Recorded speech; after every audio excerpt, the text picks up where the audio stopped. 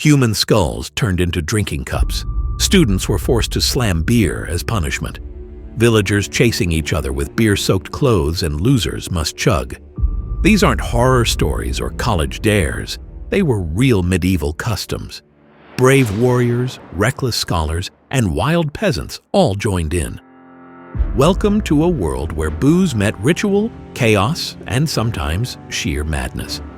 This is the bizarre side of medieval drinking, where life, death, and celebration collided in the most astonishing ways. Today we will be unraveling some bizarre ways medieval people got wasted. Stay with me till the very end. It promises to be an exciting adventure. Before we get to the strange and silly stuff, here's something important. People in medieval Europe didn't just drink to get drunk. They drank to survive. Back then, clean water was a gamble. Wells were dirty. Rivers were full of waste. And diseases like cholera and dysentery spread fast. If you drank the wrong cup of water, you could end up seriously ill or dead. So what did people do? They turned to booze. But not the kind of booze we think of today. Most people drank what was called small beer, a super weak beer with just 1 or 2% alcohol. It was brewed mainly to make water safe. Even kids drank it. It was like medieval Gatorade, hydrating, safe, and full of nutrients from the grains and herbs used to make it. Adults, on the other hand, had the stronger stuff, especially at feasts, weddings, and festivals. Wine, ale, mead, and cider weren't just drinks. They were food, full of calories, rich in malt sugars, packed with B vitamins. Some even believed the herbs in their brew could heal the body or protect the soul. So yes, medieval people drank a lot, but it wasn't always about getting tipsy. For many, alcohol was a daily essential. It kept them alive, warm, and full, especially in cold winters or long workdays. But once they were safe, full, and a little warm, that's when things got weird. Because for every small beer and careful sip, there was also a mad festival, a drunken duel, or a barrel ride through town. And that's where we're headed next. Small beer and daily drinking. Once people realized that drinking plain water sometimes made them sick, they turned to beer, but not the strong, boozy kind. It was small beer, a light brew often between 0.5% and 2.8% alcohol. It was everywhere: homes, taverns, monasteries, even schools. People drank it all day, at breakfast, during work, and after meals, because it was safer than questionable water, easy to brew, and packed in calories and nutrition. Children, farmers, and servants often drank small beer, like modern folks might choose juice or milk, just to fill the stomach and stay energized. Some sources call it liquid bread, a fitting name since this light beer often carried traces of grain solids, offering both hydration and fuel. Yet it wasn't about getting drunk. Drinking all day would leave people hungover and unable to work. Instead, small beer functioned as a steady background drink, safe, nourishing, and routine. It became a dietary habit, especially among laborers who burned thousands of calories daily. Monks brewed it in abbeys. Schools like Eton even supplied it to students. This everyday drink shaped medieval life, even morning routines. In Northern Europe, you might begin your day with a small beer, much like grabbing coffee or juice today. And while small beer was common, water still mattered. Villagers always drank it when available. The brew was popular for its mild buzz, nutrition, and taste. With this humble starting point, medieval culture paved the way for stranger customs. From here, we step into the world of drinking as spectacle, rituals, punishments, and games that took booze to bizarre new heights. Drowning in wine, the butt of Malmsey. From humble small beer, we move into one of the most dramatic medieval drink tales, the infamous story of the butt of Malmsey. A butt was a huge wine cask, about 105 gallons, nearly 477 liters, used for storing and trading sweet, strong Malvasia, Malmsey, wine from Greece and the Mediterranean. Legend says that in 1478, George, Duke of Clarence, brother to King Edward IV, was executed in the Tower of London by being drowned in one of these butts. Shakespeare later dramatized it. In Richard III, he's stabbed and thrown into the Malmsey butt. But was it real? Historians debate its truth. Contemporary records are vague. One says he managed somehow to drown in wine. Most scholars call it folklore, an ironic twist or royal satire tied to wine's symbol of luxury and excess. 1143-0.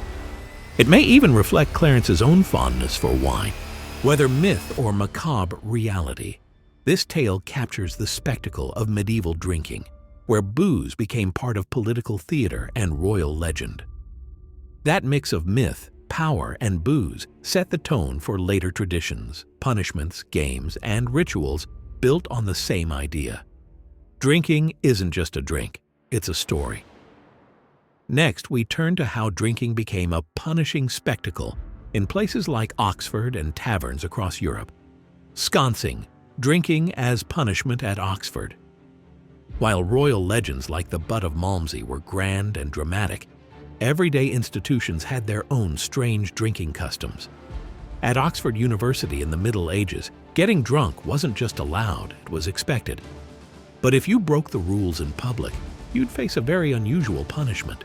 You'd be sconced. Sconcing meant paying a fine, or worse, being forced to chug a massive drink in front of your peers. It was public. It was humiliating. And it was oddly festive. Here's how it worked. If a student made a social mistake, like speaking out of turn, misquoting scripture, or even showing up late to a formal dinner, others could sconce them. This meant the guilty student had to either pay a fine or down an absurdly large tankard of ale or wine, while the others watched and cheered. At some feasts, these tankards were massive silver cups or elaborately decorated goblets, making the punishment feel more like a twisted honor. The funny thing? Some students messed up on purpose just to be sconced. Why? Because it brought attention, laughter, and a reason to get even more tipsy. What started as a punishment slowly became a drinking game in itself. Oxford wasn't alone. Cambridge and other universities had similar customs, blending formality with festive chaos. Sconcing reminds us that drinking wasn't just about thirst or celebration, it was a social performance, a way to test your limits, and a badge of chaotic pride.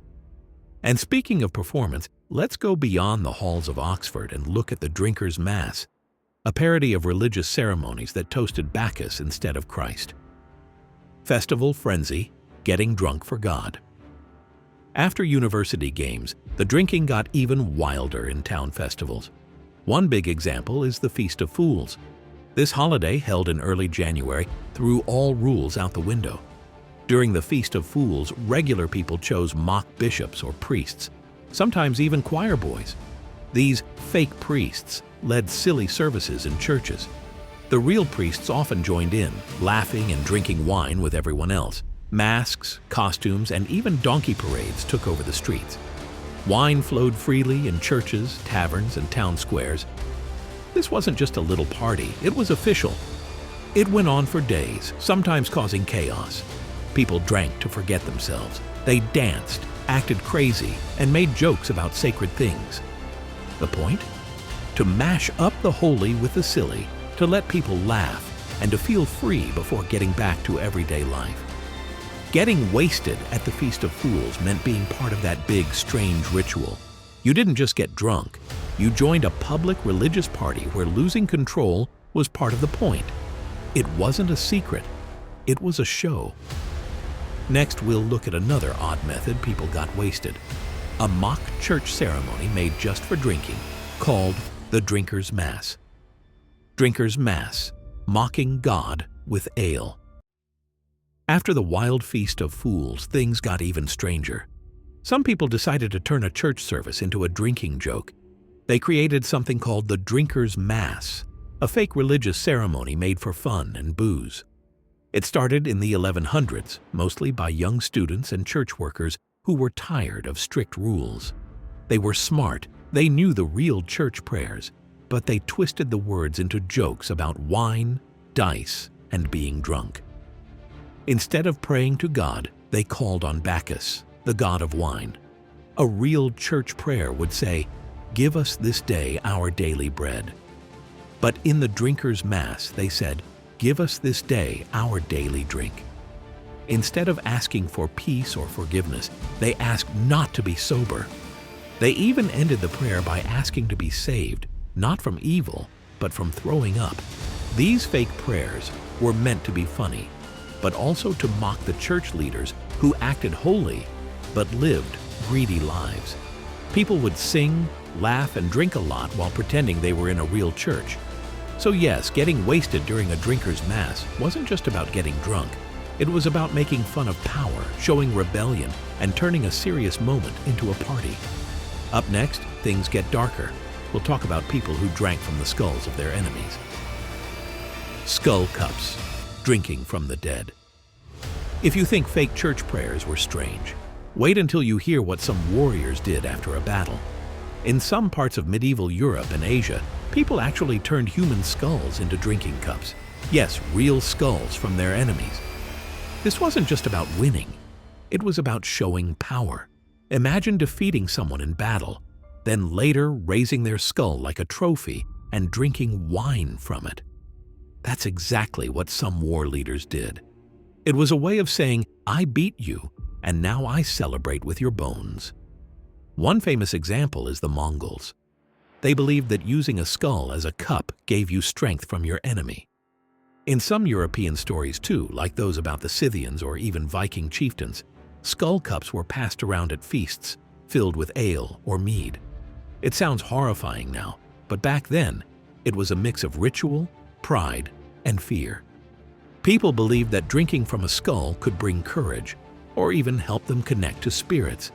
So here, getting wasted wasn't just about fun. It was serious. It was a message of power, survival, and revenge. Drinking from the dead meant you had lived and won. And speaking of wild drinks, up next we'll look at a weird and bubbly medieval cocktail made from bread, herbs, and sometimes eggs. Yes, we're talking about posset and caudle. Weird medieval cocktails, posset and caudle. After drinking from skulls, you might think things couldn't get any stranger. But the medieval kitchen had its own version of crazy cocktails. And no, they didn't have mixers or fancy ice cubes, but they had something called posset and caudle. Let's start with posset. This was a thick, warm drink made by curdling milk with wine or ale, then mixing in spices like nutmeg and cinnamon. Sometimes they added honey, breadcrumbs, or even eggs. The result? A chunky, sweet, and very boozy mess. People drank it when they were sick, cold, or just wanted to sleep really well. It was like a medieval nightcap, but with lumps. Then there was caudle, a smoother version. Think of it like hot custard mixed with booze. It was served to pregnant women, sick people, and guests after dinner. Caudle had wine, ale, eggs, sugar, and spices. Sounds nice until you realize it was often so thick you had to eat it with a spoon. These drinks weren't just for comfort, they were strong. People got tipsy fast, especially when sipping cup after cup by the fire. So yes, medieval folks didn't just drink to party. They cooked their booze, turning it into wild drinks that made your belly warm and your head spin. But if you think this was strange, wait till you hear about the people who drank alcohol laced with hallucinogenic herbs and thought they were flying. Witch brews and flying potions. Now, we've talked about some crazy drinks, but medieval people didn't just want to get tipsy. Some took their drinking to a whole new level by adding hallucinogenic herbs. These herbs were mixed into potions that made them feel like they could fly. In the medieval world, witchcraft and magic were part of daily life. Some people believed that certain herbs could give you special powers. Witches, or people accused of witchcraft, would brew potions that included things like belladonna, mandrake, and henbane. These were powerful plants, often deadly if used incorrectly, but in small amounts, they could make someone feel lightheaded and out of control. One of the strangest parts?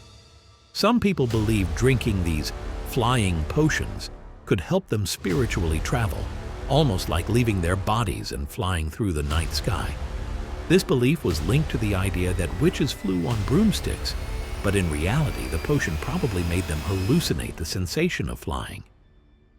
Drinking these strange, dangerous brews wasn't just about getting drunk. It was about tapping into magic and unlocking powers that could make them feel like gods. Of course, these potions were often made secretly, because people who were caught with them could be accused of witchcraft and punished.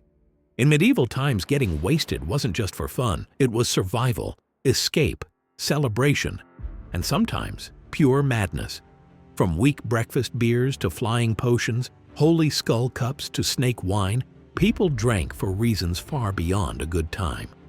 Life was rough, and the cup offered warmth, comfort, or wild hallucinations.